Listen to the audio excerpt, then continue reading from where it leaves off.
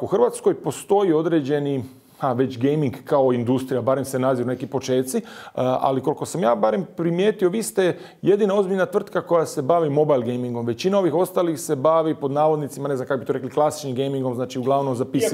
Iako se to isto mijenja, došli su neki konkurenti u Hrvatsku baš zato što postoji tu nadobit i uspiju su nam uzeti neke ljude. Tako da bih rekao da ovo to što sam rekao. Strani, isključivo strani. Pa recimo Rusi, ne bih govorio sad konkretna imena, ali neki Rusi koji su u biti tu isto došli i nekakvi Šveđani, evo ga. Znači, otvaraju što? Da li otvaraju ovdje ured ili uzimaju ljude kao freelancere koji rade za njih vani?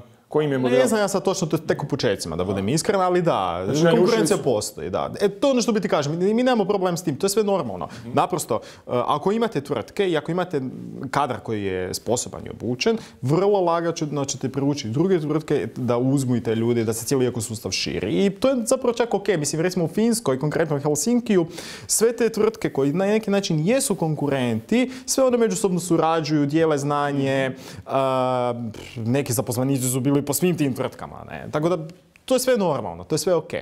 A hrvatska gaming industrija, kako danas ona izgleda i šta bi ona mogla biti? I dalje Nanobit je jedina hrvatska ozbiljna velika tvrtka koja se bavi mobile gamingom. Vi ste isključivo mobile gaming. Mi smo isključivo mobile gaming, da. Iako je mobile gaming trenutačno veći od sveg ukupnog gaminga zajedno.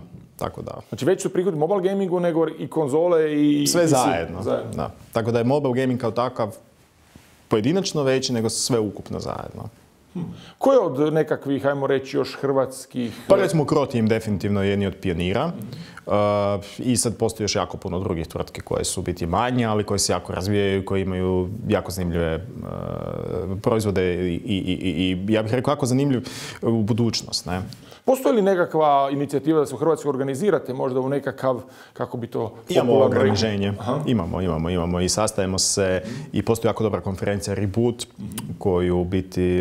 koja dovodi sve te tvrtke iz inozemstva u Dubrovniku će sad biti u 4. mjesecu, ja se nadam, i onda na neki način povezuje ih sa stranim tvrtkama. Mislim, postoji, stvarno se jako puno radi, ne mogu reći da se ne radi, samo što u konačnici u gamingu vi morate napraviti proizvod i morate zaraditi na njemu i to je postupak, dok je to ciklus. Ne? Nama je trebalo, mi smo već 11 godina na tržištu ako ukupno pogledate. Ne možete očekivati da će sutra doći neko izrađivati 100 milijuna kuna, ne? To je malo vjerojatno.